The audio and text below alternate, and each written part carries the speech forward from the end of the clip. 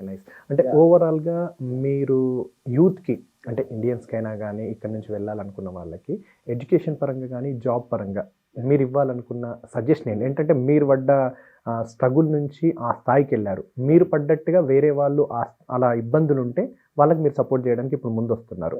So, ఇది ఒక్కసారి చెప్పండి. అయితే ఒకటి మెయిన్‌లీ ఇప్పుడు నేను ఒక్కడినే కాదు ఎన్ఆర్ఐస్. చాలామంది దాతలున్నారు. చాలామంది డిఫరెంట్ ప్రాజెక్టులు చేస్తున్నారు. వాళ్ళు అక్కడ పడ్డ కష్టాలు, మా మా కష్టాలను ఒక మంచి మెమోరీస్‌గా చేసుకొని ఇప్పుడున్న యూత్‌కి మేము అండగా ఉన్నాం. Not only study abroad. ఏది చేయాలనుకున్నా ముందు సక్సెస్‌ఫుల్ ఉన్నారనుకో, వాళ్ళ మార్గంలో నడవడం చాలా ఈజీ. మా ఫెయిల్యూర్స్‌ను, మా ఇబ్బందులను వీళ్ళకి మంచి స్టోరీస్‌గా చెప్తున్నాం. మీరు అమెరికా కొనరి. మీరు ఎయిర్‌పోర్ట్‌లోకి వస్తారా? మేము పికప్ చేసుకుంటాం. ఓకేనా? మీకు ఆ బ్యాంక్ లోన్ ప్రాబ్లమ్ ఉన్నా మేము కోసైన్ చేస్తాం. ఓకేనా? చాలామంది ఇప్పుడు పిల్లలు నా దగ్గరికి వస్తే నేను ఇంత ఇవ్వగలను, బట్ మొత్తం ఇవ్వలేను. పలానా నా ఫ్రెండ్ ఉన్నాడు, నువ్వు మాట్లాడు. నువ్వు అంటే ఈ క్వెషన్ 3, 4 టైమ్స్ అడిగావు. ఏ విధంగా సాయం చేస్తారు? ఆర్థికంగా. ఓకే. తర్వాత ఏదైతే ఫాల్స్ ఇన్ఫర్మేషన్ ఉందో అది కాదు. ఇట్లుంటది అమెరికా. Correct way. ఓకేనా? కరెక్ట్ వే. సో, సోషల్‌గా, ఎకనామికల్‌గా తర్వాత మాకున్న ఎక్స్‌పీరియన్స్, అవగాహన వీటన్నిటిని వాళ్ళకి మేము షేర్ చేసుకుంటున్నాం. సో, ఈ ఇంకా దీన్ని స్కేల్ చేయాలంటే ఇంకా ఇప్పుడు మా రోజుల్లో మేము పోయినప్పుడు అమెరికాకు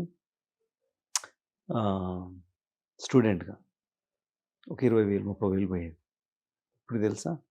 లక్షలు. లక్షలు. మొన్న ఈ 3 ఇయర్స్ లోపల 1 ఇయర్ అనుకుంటా 3,00,000 వచ్చారట. 3,00,000. మళ్ళీ ఒకటి అడ్రెస్ చేయాలా? రిజెక్ట్ అవుతున్నాయట అంటారు. ఇక్కడ వీసాలు రిజెక్ట్ అవుతుంది వేరు. మళ్ళీ పోవచ్చు. ఎన్నిసార్లు పోవచ్చు? 10 సార్లు పోవచ్చు. పోయినప్పుడల్లా 30,000. నీకు ఆర్థికంగా ప్రాబ్లం లేకుంటే వీసా రిజెక్ట్ అయితే అన్లెస్ ఫోర్జరీ అదైనా చేస్తే తప్ప నువ్వు మా ఊళ్ళో ఒకడు 9 సార్లు పోయిండు. 9వ సారి వాడు నవ్వి "ఒరే బాబు నువ్వు ఇంకా ఆపేటట్లు లేవు" అని చెప్పి వాడిని పంపించేసిండు. ఆ తర్వాత ఇంకో విషయం మీడియా వాళ్ళు తప్పుగా చెప్పారు. అమెరికాలో జాబులు పోతున్నాయి. ఎక్కడ పోతున్నాయి? 2023కి నెట్ 25-26 లక్షల జాబులు క్రియేట్ అయినాయి. ఓకేనా? అక్కడ పోయినాయన్ని అవి తీయంగా ఇవి క్రియేట్ అయినాయి. పోయినాయన్ని తెలుసా? 2 లక్షలు. ఆ 2 లక్షలు ఎవరెవరు తీసేశారు తెలుసా? Facebook, Google, Microsoft, sales force. ఎందుకు తీశారు తెలుసా?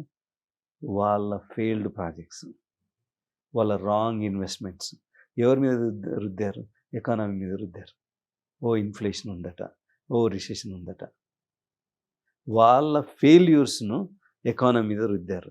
బట్ అసలు జాబులు 25-26 లక్షల జాబులు క్రియేట్ అయినాయి అమెరికాలో. ఈ మీడియా తప్పుగా రాసింది. చాలామంది పిల్లలు చాలా కాలేజీలలో సార్ జాబులు పోతున్నాయట సార్, జాబులు పోతున్నాయి. పోయినాయిరా భయ్ జాబులు. ఎవరు ఫేస్‌బుక్ వాడు చేసిన తప్పులు ఎకానమీ మీద రుద్దాడు. మళ్ళీ కొందరిని రీకాల్ చేశారు. ట్విట్టర్ కూడా కొందరిని, ఇప్పుడు ఎక్స్ వాళ్ళు కూడా రీకాల్ చేశారు.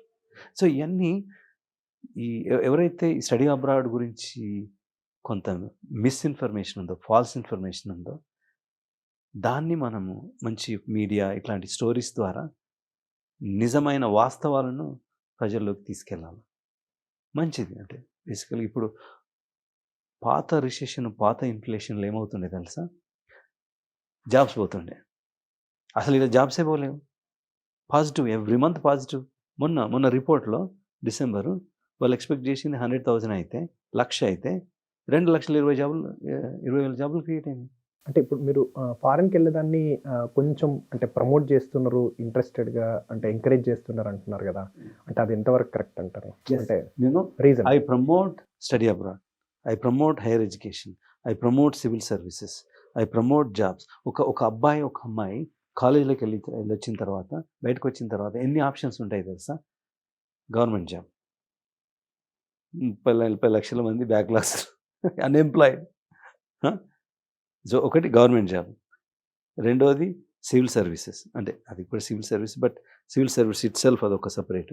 దీని తర్వాత ప్రైవేట్ జాబ్స్, ఆ తర్వాత higher studies. I promote all of them. కానీ ఈ గవర్నమెంట్ జాబ్లో, ఈ ప్రైవేట్ జాబ్లో, ఈ సర్వీస్లో, ఈ సివిల్ సర్వీస్లో ఎందరిని తీసుకుంటారు? అదే హైయర్ ఎడ్యుకేషన్ ఒక 2 సంవత్సరాలు బయటకు వచ్చినావు అనుకో, నీకు డిగ్రీ వస్తుంది, నీకు ఎక్స్పోజర్ వస్తుంది, నీ నాలెడ్జ్ పెరుగుతుంది, నీకు నీ థాట్ ప్రాసెస్, నీ డైవర్సిటీ పెరుగుతుంది. కంప్లీట్గా నేను చెప్తున్నా కదా హానెస్ట్గా ఆన్ రికార్డ్. నేను ఇక్కడ ఉంటే ఏదో టీచర్గానో ఏదో ప్రోగ్రామర్గానో మిగిలిపోతుంటే, నేను అమెరికాకి వెళ్ళడం వల్ల నాలో ఉన్న 80-90% స్ట్రెంగ్త్ నేను వాడుకోగలిగాను. Yeah, it will make you a full complete man. ఈ ఫీజుల గురించి భయపడద్దు. ఫీజుల గురించి ఇది మనం మధ్యలో ఆపేసాము. 20 లక్షలు అనుకో, తక్కువలో తక్కువ 30 లక్షలు అనుకో. ఇది చాలా ఇంపార్టెంట్ స్టోరీ. ఒక కాలేజ్, సరే నువ్వు పోవాలనుకున్నావు, నువ్వు రాసినావు, వీసా వచ్చింది, 30 లక్షలు అనుకో. 2 సంవత్సరాల కోర్సు డివైడెడ్ బై 2 ఎంత? 15. ఓకే, 1 ఇయర్కు. 1 ఇయర్లో 2 సంవత్సరాలు ఉంటాయి. డివైడెడ్ బై 2 7.5 ఒక్క సెమిస్టర్కు.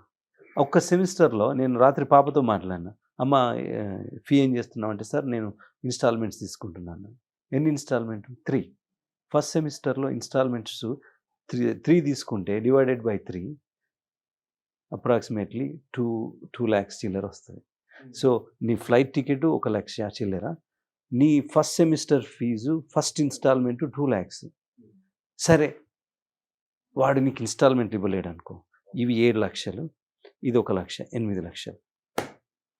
8 లక్షలు నువ్వు అమెరికా పోవచ్చు.